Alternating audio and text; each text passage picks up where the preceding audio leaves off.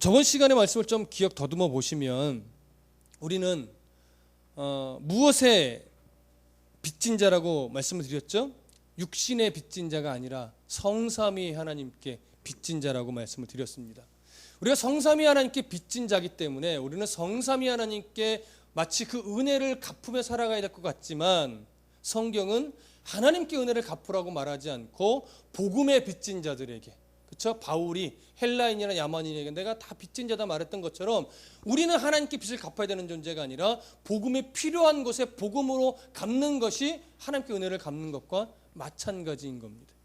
그래서 우리는 오늘 우리가 어디서 살아가고 있든지 간에 우리가 만나고 우리가 대하고 우리가 일하는 모든 곳곳에서 우리의 표정부터 그리스도인이 되는 게 뭐냐면 하나님께 은혜를 갚는 것과 마찬가지. 표정에서부터 그리스도인이 되어야 한다고 누누이 힘주어서 말씀을 드렸었습니다. 우리 표정만 봐도 그것이 선교가 될 수 있도록. 그런데 이러한 삶을 살아가려고 힘쓸 때 사실 성경은 그것이 결코 녹록한 쉬운 일이 아니다라고 말하고 있어요. 그리스도와 함께 뭘 받아야 된다? 고난을 받아야 된다라고 저번 시간 8장 17절 마지막 구절에서 이 얘기를 했어요. 자녀이면 또한 상속자, 곧 하나님의 상속자여 그리스도와 함께한 상속자니 우리가 그와 함께 영광을 받기 위하여. 이 영광을 언제 받는 거예요? 마지막 때 예수님 재림하실 때 우리가 영광스럽게 누리게 될 그 소망이에요. 그 영광을 받기 위하여 어떻게요? 고난도 함께 받아야 될 것이니라. 그래서 이 고난은 무엇이라고 제가 또 따로 표현했죠? 상속자로서의 훈련이다라고 말씀드렸어요. 하나님 나라의 상속자로서 영광스럽게 하나님 나라에 들어가기 위한 이 땅의 훈련이에요. 그래서 그 훈련을 기꺼이 우리가 받아내야 되는 것이죠. 그래서 바울은 이제 그렇게 상속자로서 우리가 훈련을 받기 때문에 오늘은 훈련을 받아내고 있는 성도들이 가지고 있는 진짜 소망이 무엇이냐를 더 강조합니다. 앞에도 그 얘기 사실은 다 했었어요. 근데 바울은 이제 18절 이하에서부터 그 소망이 어떤 가치냐 무엇이냐에 대해서 힘주어 얘기를 합니다. 그래서 18절을 헬라어 성경으로 보면요, 맨 앞에 또 가르라고 하는, 왜냐하면 이 말을 쓰고 있어요. 여러분의 로마서에 계속 강의하면서 여러분 들으셨겠지만 이 가르라고 하는 말을 굉장히 번역을 많이 안 해놨어요. 그렇죠? 오늘 사실은 18절부터 25절까지 사이에만 해도 원래 가르라는 말이 몇 번 나옵니다. 다 번역을 안 해놨어요. 해놓으면 더 좋았을 것 같다는 생각이 드는데 굳이 필요 없을 때도 있지만 꼭 하면 더 좋았을 것이라고 여겨질 때도 있어요. 오늘 여기서도요, 왜냐하면 왜 우리가 그리스도와 함께 영광을 받기 위해 고난도 함께 받아야 하냐면 이거예요. 생각하건대 이렇게 얘기합니다. 현재의 고난은 장차 우리에게 나타날 영광과 비교할 수 없기 때문이다. 이렇게 연결이 되는 거죠. 근데 여기 생각하건대라고 이제 바울이 한 표현은요, 어떤 표현이냐면 바울이 꼼꼼하게 계산을 해봤다라고 하는 거예요. 이게 원어적인 뜻은. 그러니까 바울이 지금 주장하게 되는, 앞으로 주장하게 될 이 내용은 단순하게 바울의 개인적인 사변이 아니라 하나님의 말씀 중심으로 꼼꼼하게 따져보고 증거를 찾아보고 해서 하나님의 권위를 갖고 내가 이야기하는 거라는 거예요. 증거하는 거라는 얘기죠. 그러니까 이게 그냥 쉽게 나오는 얘기가 아니라는 거예요. 바울이 그동안에 어떤 선교를 하면서 했던 경험들, 하나님이 통찰력을 주셔서 가르쳐 주셨던 말씀들, 그 모든 것들을 꼼꼼히 판단하고 정리해보고 생각해 보니까 우리가 고난을 기쁘게 받아야 되는 이유는 뭐예요? 장차 우리에게 주어질 영광이 있기 때문이라는 거죠. 영광이. 그 영광이 뭐냐라고 하는 거예요. 그 영광이. 그 영광은요, 오늘 본문에서 우리에게 나타날 영광이에요. 언제? 장차. 이 장차라고 하는 표현은 반드시라는 의미와 속히라는 의미가 같이 있어요. 그래서 올 수도 있고 안 올 수도 있는 것이 아니라 반드시 오는 영광이, 우리에게 반드시 주어지는 영광이. 근데 어떻게 해요? 속히 와요. 속히라는 말은 당시 1세기 당시의 성도들의 입장에서는 자기 자신들이 죽기 전에 올 것이라고 여길 수 있으나 우리가 지금 역사를 흘러서 지금에 와서 볼 때는 이 속히라는 말은 시간적으로 빨리 온다는 느낌이 아니라 갑작스럽게 온다라고 하는 얘기죠. 우리가 예상치 못했을 때, 갑작스럽게 오신다니. 갑작스럽게 반드시 우리에게 오시고 그럼으로 인해서 우리에게 주어질 그런 영광이. 근데 이 영광은 무엇을 통해서? 고난을 통해서 통과해서만이 우리에게 오게 되는 그런 거라는 것이죠. 이 고난은 그리스도인으로서 마땅히 그리스도인으로서 살아갈 때 마땅히 겪을 수밖에 없는 온갖 형태의 고난을 통틀어서 일컫는 말입니다. 예. 성도로 살아가려고 한다면, 그리스도인으로 살아간다면 이 고난은 피할 수 있다 없다? 피할 수 없다. 왜? 훈련이니까 피할 수 없다라고 하는 거예요. 그래서 우리에게는 이 기간들을 잘 견디어낼 때 비로소 그 고난과, 우리가 겪어왔던 고난과는 비교도 할 수 없을 만큼 놀랍고 큰 뭐가 주어진다? 영광이 주어진다라고 하는 거죠. 영광이.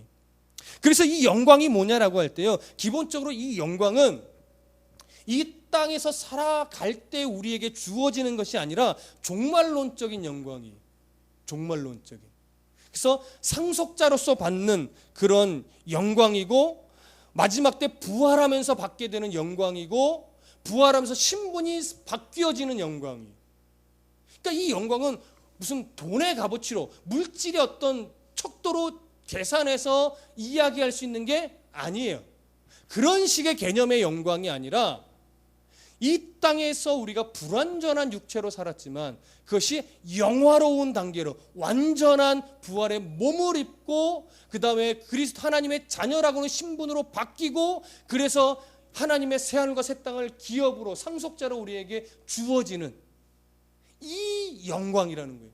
근데 이것이요, 모든 성도들마다 느껴지는 척도가 달라요.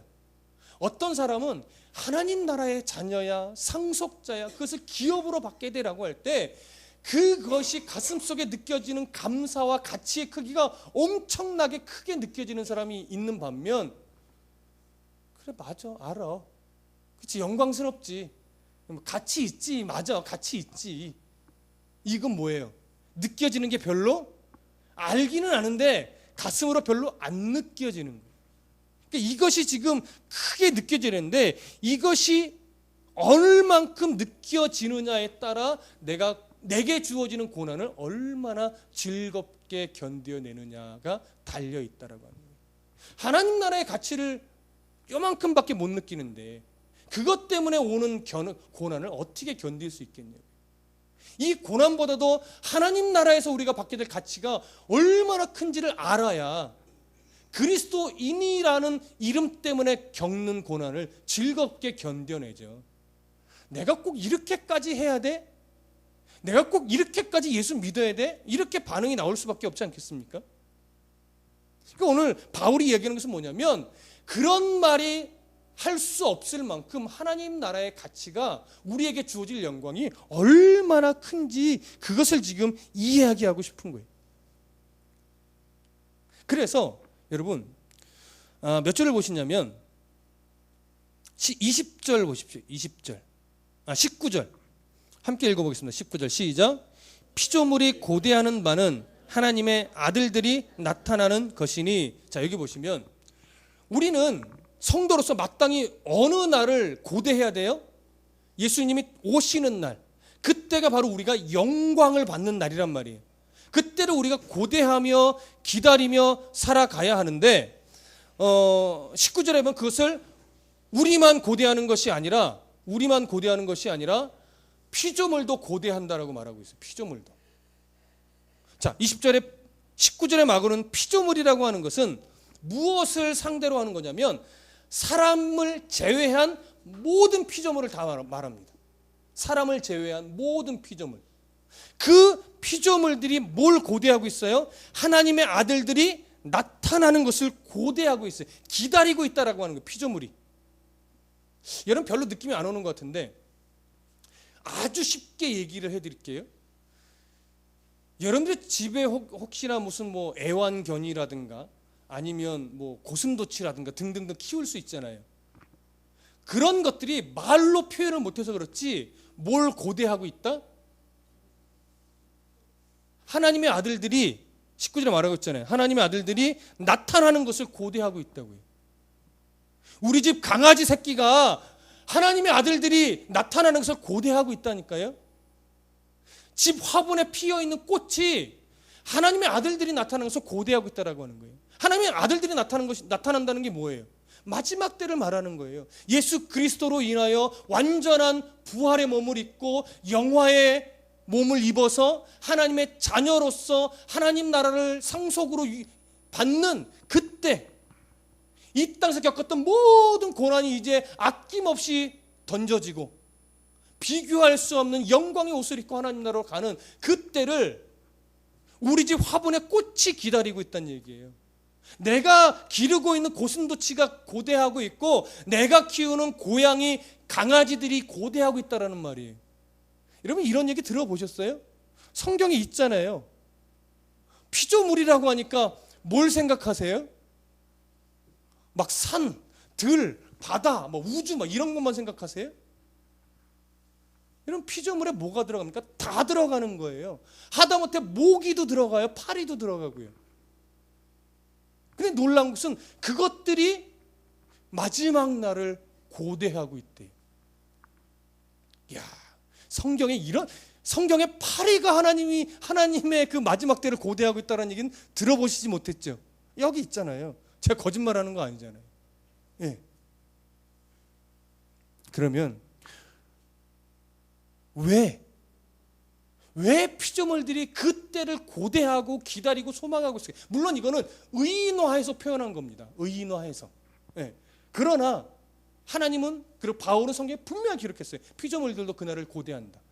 자, 이유 20절 다 같이 읽어볼게요. 시작.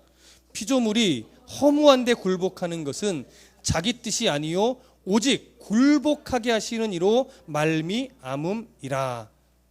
이유가 여기서 이제 첫 번째 이유가 나오는데 피조물이 뭐에 굴복하고 있다고요? 허무한데 굴복하고 있다고요, 현재. 근데 그게 자기의 뜻이었다고요? 아니요. 자기의 뜻은 아닌데 허무한데 굴복하게 돼버렸어요. 여러분 이유가 뭘까요? 일단 그 얘기하기 전에 허무한데 굴복한다는 게 뭘까요? 우리가 좀 전에 예를 든 것처럼 파리가 허무한데 굴복한다는 게 뭘까요? 고슴도치가, 강아지가, 고양이가 허무한데 굴복한대요. 산이, 들이, 나무가, 바다가 허무한데 굴복하고 있대요. 이게 뭘까요? 하나님의 창조의 목적을 상실한 겁니다. 자, 아직 알듯 말듯 하시죠? 조금 더 구체적으로 좀 보시겠습니다. 여러분, 하나님께서 피조물을 만드실 때 피조물은 어떠한 존재로 만드셨죠? 하나님이 누구를 위해 만들었어요? 피조물을 사람을 위해 만드셨어요. 그리고 피조물을 만들어서 어떻게 하게 하셨죠? 사람의 다스림을 받게 했어요. 무슨 말인지 아시겠습니까? 사람을 공격했습니까? 안 했습니까? 안 했어요. 사람에게 해를 끼쳐요? 안 했어요. 피조물의 역할은 뭐냐면 사람을 위해서 만들어졌고 사람의 다스림을 받게 했고 사람의 모든 관할을 받는 것이 사람을 공격하거나 해를 끼치는 것은 그 역할이 아니에요. 근데 지금은요. 일면이지만 한 면이지만 피조물이 사람을 공격 안 해요? 하기도 하죠. 피해도 주죠. 여러분 바다는요. 왜 있어요? 구체적으로 뭐 1, 2, 3, 4로 이렇게 나눠서 설명하기는 애매하지만 그것도 사람을 위해서 있는 거예요. 바다도 사람을 공격하지 않습니다. 사람을 죽이는 데 목적이 있잖아요. 근데 바다가 사람을 죽여요. 쓰나미가 일어나고 해일이 일어나서 배도 삼키고 사람도 죽여요. 산은요. 산사태가 일어나죠. 땅은요. 때로는 지진도 일어나죠. 그 모습이 원래의 모습이다? 아니다. 그 모습은 원래의 모습이 아니다. 원래의 모습은 창세기 1장으로 한번 가보시죠. 창세기 1장 26절.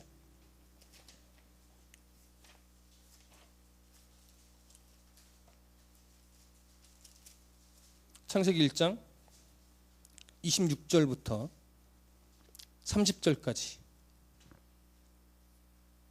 자, 함께 읽어보겠습니다. 창세기 1장 26절부터 30절 시작. 하나님이 이르시되 우리의 형상을 따라 우리의 모양대로 우리가 사람을 만들고 그들로 바다의 물고기와 하늘의 새와 가축과 온 땅과 땅에 기는 모든 것을 다스리게 하자 하시고 하나님이 자기 형상 곧 하나님의 형상대로 사람을 창조하시되 남자와 여자를 창조하시고 하나님이 그들에게 복을 주시며 하나님이 그들에게 이르시되 생육하고 번성하여 땅에 충만하라 땅을 정복하라 바다의 물고기와 하늘의 새와 땅에 움직이는 모든 생물을 다스리라 하시니라. 하나님이 이르시되 내가 온 지면에 씨 맺는 모든 채소와 씨 가진 열매 맺는 모든 나무를 너희에게 주노니 너희의 먹을거리가 되리라. 또 땅의 모든 짐승과 하늘의 모든 새와 생명이 있어 땅에 기는 모든 것에서는 내가 모든 푸른 풀을 먹을거리로 주노라 하시니 그대로 되니라. 그렇죠? 창조의 본질은 이거예요. 피조물들이 창조된 이유는 이거란 말이에요. 그런데 언제 이 본질이 상실됐습니까? 아담의 범죄로 인해서. 그렇죠? 창세기 3장으로 넘어가 볼게요. 창세기 3장 17절, 18절 두 절만 읽어보겠습니다. 창세기 3장 17절, 18절 함께 읽습니다. 시작. 아담에게 이르시되 네가 네 아내의 말을 듣고 내가 네게 먹지 말라 한 나무의 열매를 먹었은즉 땅은 너로 말미암아 저주를 받고 너는 네 평생에 수고하여야 그 소산을 먹으리라.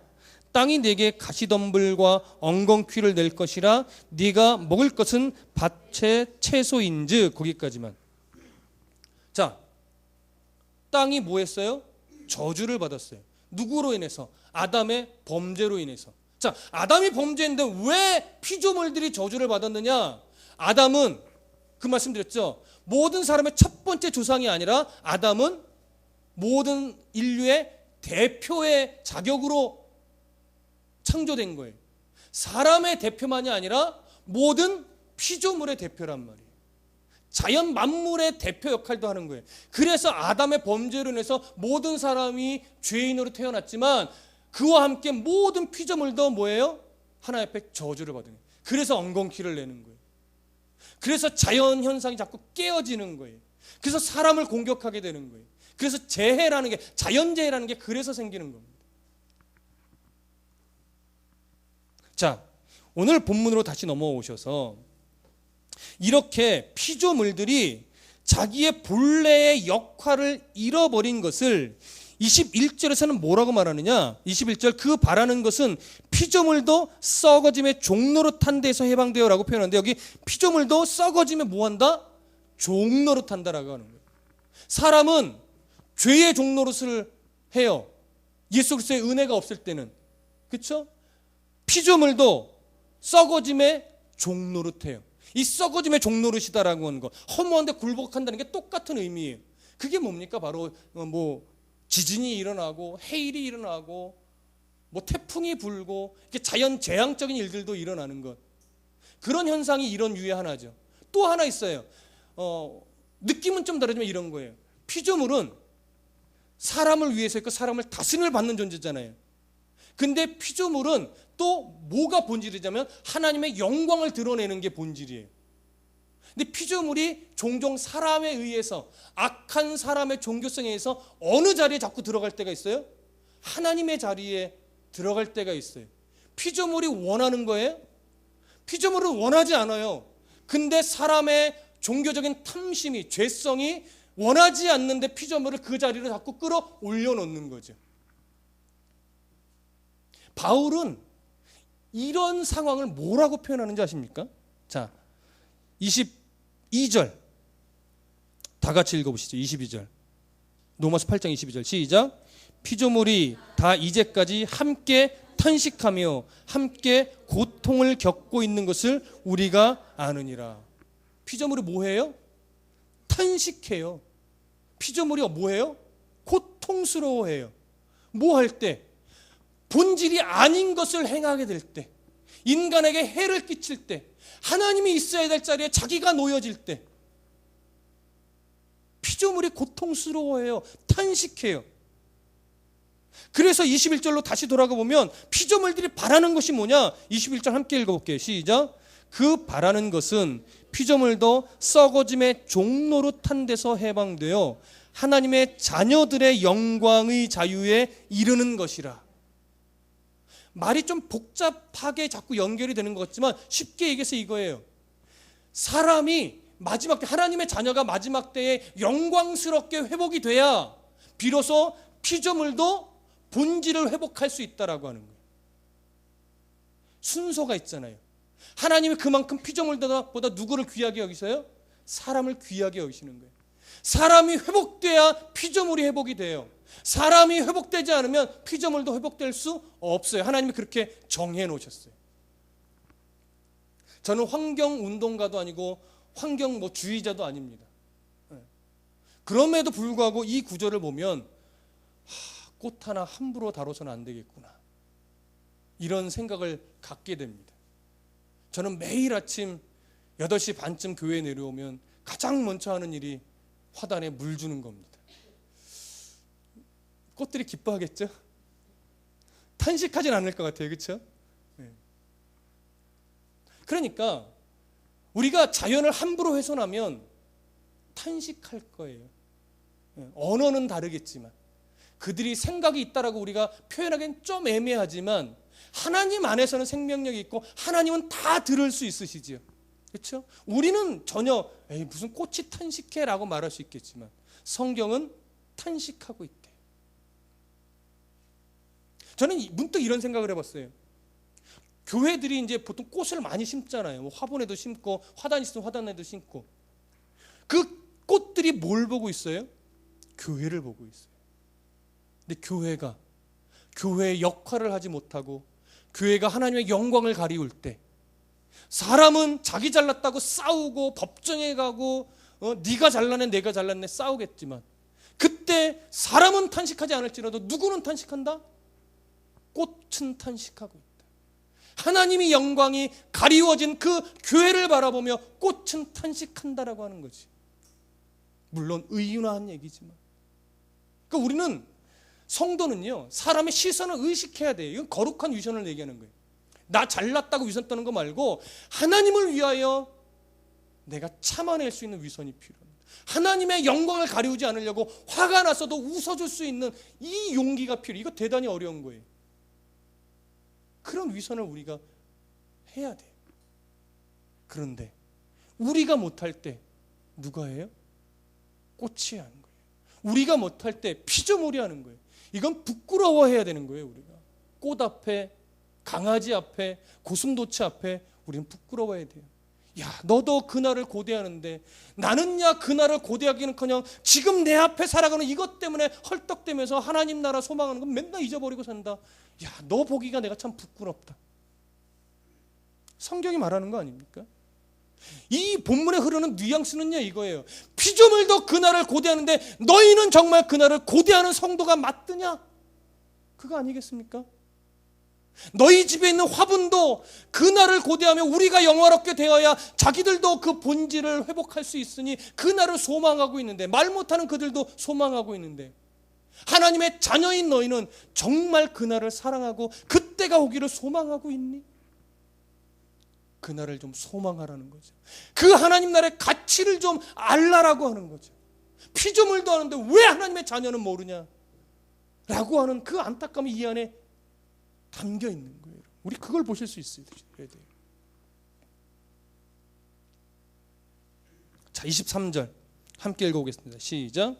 그뿐 아니라 또한 우리 곧 성령의 처음 익은 열매를 받은 우리까지도 속으로 탄식하여 양자될 것 곧 우리 몸의 속량을 기다리느니라. 자, 23절은 쉽게 풀면 이겁니다. 피조물도 그렇게 하나님 나라를 고대하고 있다. 그뿐만이 아니라 우리도 그날을 고대하고 있다. 이 얘기는요, 뉘앙스는 그거예요. 좀 전에 말씀드렸죠. 우리도 고대 좀 하라 이거예요. 그날을 좀 소망해라 그거예요. 사실은 뉘앙스가. 그런데 그것을 이렇게 풀어냈어요. 우리 곧 성령의 처음 익은 열매를 받은 우리까지도. 이 얘기는 성령을 받은 우리를 말하는 거예요. 성령을 받은 우리까지도 속으로 뭐해요? 탄식해요. 왜요? 우리 연약하기 때문에 우리는 탄식할 수밖에 없어요. 뭐처럼? 로마서 7장 24절로 가보세요. 몇 번 반복해서 이제 딱 나오실 거예요. 24절, 예수 믿는 사람으로 살고 싶지만 우리가 연약하게 자꾸 죄에 거하기 때문에 믿는 사람 안에서 무슨 탄식이 나올 수밖에 없느냐? 오호라 나는 곤고한 사람이로다. 이 사망의 몸에서 누가 나를 건져내랴? 이 절규를 할 수밖에 없는 거예요. 이건 당연한 거라고 말씀드렸어요. 이 절규가 없는 성도는 있을 수 없어요. 편안하게 신앙생활하니까 이 절규가 없는 거예요. 그리스도인답게 살려면요, 이 고난이 나와야만 해요. 그래서 뭐라고 고백합니까? 25절, 우리 주 예수 그리스도로 말미암아 하나님께 감사합니다. 그런즉 내 자신이 마음으로는 하나님의 법을 사모하지만 육신으로는 연약하여 죄의 법을 아직도 섬기고 있습니다. 이건 당연한 거예요. 하나님의 법을 사랑하고 그 법대로 살고 싶지만 우리의 욕심이 연약하여 자꾸 죄의 법을 섬기니까 어떤 절규? 오호라 나는 곤고한 사람이라는 절규가 자꾸 터져나오는데, 이건 당연한 거예요. 그럼에도 불구하고 우리가 슬퍼하지 않을 수 있는 이유, 8장 1절 이렇게 얘기했죠. 그러므로 이제 그리스도 예수 안에 있는 자에게 결코 정죄함이 없나니 이는 그리스도 예수 안에 있는 생명의 성령의 법이 죄와 사망의 법에서 너를 해방하였습니다. 우리가 이런 존재이기 때문에, 다시 지금 본문으로 돌아오면, 자 23절로 들어와서 8장 23절, 그뿐만 아니라 또한 우리 곧 성령의 처음 익은 열매를 받은 우리까지도, 이게 뭐예요? 생명의 성령의 법으로 인해 죄와 사망에서 해방된 우리까지도 아직도 연약하여 속으로 맨날 절규하면서 내가 왜 이렇게 그리스도인답게 살지 못할까를 외치고 있지만, 우리에게는 뭐가 있다? 양자들, 이 분명한 보장된 이 양자됨이 있다 이거예요. 곧 우리 몸의 속량을 기다린다. 그때 우리가 양자로서 이 모든 세상에서 이제 벗어나서 영화의 몸을 입고 그 하나님의 나라에 갈 그때가 우리에게 보장되어 있다라고 하는 거예요. 그러니까 그 날을 우리는 뭐 해야 된다? 고대해야 된다. 그 날을 사모하고 소망해야 된다라고 하는 것이죠. 자 24절 25절 함께 읽어보겠습니다. 시작. 우리가 소망으로 구원을 얻었음에 보이는 소망이 소망이 아니니 보는 것을 누가 바라리요. 만일 우리가 보지 못하는 것을 바라면 참음으로 기다릴지니라. 여러분, 구원에 이르는 성도들이 갖고 있는 소망은 눈에 보이는 것이 아닙니다. 장차 속히 우리에게 주어질 일이에요. 그것은 보이는 것이 아니에요. 보이지 않기 때문에 바울은 참음으로 뭐예요? 그날을 기다리라고 말해요. 참음으로. 오늘 여기서 참음이란 말을 정리하고 마칠 겁니다. 오늘 본문에서 말하고 있는 참음으로 기다리라 라고 할 때, 이 참음이라는 말은요, 헬라어로 휘포모네스라고 하는 말이에요. 이 휘포모네스라는 말은 내게 주어진 고난을 아주 조용하게 받아들이는, 그래 내 고난을 견뎌내야지, 차분하게 고난을 견디는, 묵묵하게 견뎌내는 그러한 자세를 의미하는 것이 아니라, 오늘 여기서 말하고 있는 참음이라는 것은 전투 상황 속에서 당황하지 않고 어떤 어려움이 있든지 간에 용감히 싸워내려고 하는 군인의 자세, 군인의 태도를 말하는 거예요. 이것이 성경에서 말하는 참음이에요. 이것이 다른 표현으로는 인내라고 하는 거예요. 인내. 여러분 요한계시록 한번 찾아가 보시죠. 요한계시록 14장 2절. 요한계시록 14장 12절. 요한계시록 14장 12절. 그 참음이라는 것, 인내라는 것이 무엇이냐? 요한계시록 14장 2절 함께 읽어보겠습니다. 요한계시록 14장 2절 찾은 분들만 시작. 성도들의 인내가 여기 있나니 그들은 하나님의 계명과 예수에 대한 믿음을 지키는 자니라. 하나님의 계명을 적극적으로 지키는 거예요. 그리고 예수에 대한 믿음을 적극적으로 지키는 거예요. 1세기 당시로 보면 도미티안 황제의 그 박해가 우리의 목숨을 위협하는 듯 달겨들지만, 거기서도 예수를 부인하지 않고 죽음은 죽으리라는 신앙으로 견뎌내는 거죠. 비록 굴 속에 숨어서라 예배하는 처지에 있다 할지라도 그것을 비관하는 것이 아니라, 그 고난은 장차 우리에게 주어질 영광과 좋게 비교할 수 없는 하찮은 것이기 때문에 우리는 그날의 소망이 내게 분명하게 있기 때문에 도미티안 황제의 박해도 우리의 믿음을 꺾을 수 없다는 것을 계속 지켜내는 거지. 오늘날 우리에게 적용하면 세상의 가치에 우리의 믿음을, 계명을 지켜야 하는 우리의 성도의 자세를 빼앗기지 말라라고 합니다. 근심 염려에 빼앗기지 말고, 욕심에 빼앗기지 말고, 내가 즐기고 싶은 것, 누리고 싶은 것 때문에 빼앗기지 말고, 하나님의 나라와 영광을 위해 열심으로 내게 주어진 삶을 내어드릴 수 있는 것, 이것이 바로 참음입니다. 이 참음으로 그때를 기다리는 것이 성도의 자세인 것. 여러분 얼마나 우리의 모습이 부끄럽습니까? 그렇죠? 근데 부끄러워지고 있다. 내가 참 아직도 멀었구나. 이런 마음이 든다면 여러분들은 성숙한 거예요. 네. 이런 마음이 드는 것이 소중합니다. 그 마음이 든다라고 하는 것은 뭐냐면 바로 이 참음의 삶을 지금 살아가고 있기 때문에 그 마음이 드는 거예요. 그래서 더 잘 싸우기를. 이 각오하고 내일 넘어져도 모레 일어나면 되는 거. 하나님 원하시는 거 그거예요. 내일 넘어지지 마 이게 아니에요. 오늘 결심하고 내일 넘어져 괜찮아. 그럼 모레 일어나라 이거예요. 글피에 넘어졌어요? 그 다음날 일어나시면 돼요. 하나님 원하시는 건 그거예요. 그러다 보면 하루 넘어지고 하루 일어나고 하루 넘어지고 하루 일어났었는데 세월이 흘러 나의 믿음이 세워지면 그쯤 될 때는 어떻게 해요? 하루 넘어지고 이틀 일어날 수 있는 거예요. 하나님 그거 원하시는 거예요, 여러분. 넘어지지 말라? 강조는 그렇게 하죠. 그 넘어지지 말라 하는데 뭐예요? 넘어져 있지 말라 이거예요. 넘어질 수 있는데 넘어져 있지 말라라는 거죠. 넘어지면 또 믿음으로 일어나라. 오늘 넘어졌니? 내일 일어나면 된다. 모레 넘어졌니? 그 다음날 일어나면 된다. 그게 우리 안에 있는 탄식이에요. 그러나 양자됨의 소망이 있기 때문에 그 소망의 크기를 알고 그 가치를 알면 일어날 용기가 있는 거죠. 연약하여 넘어지는 건 어쩔 수 없다 이거예요. 일어나십시오. 참음으로 견디어내십시오. 그리고 내게 주어진 장차 우리에게 주어진 영광의 크기가 얼마나 크고 가치 있는 건지를 여러분 더 깊이 묵상해 보십시오. 그러면 내가 겪는 이 고난 별거 아니구나. 감사하게 될 것입니다. 우리 모두 이 사실을 깨닫고 참음으로 적극적으로 기다릴 수 있는 성도가 되시길 소원합니다. 기도하겠습니다.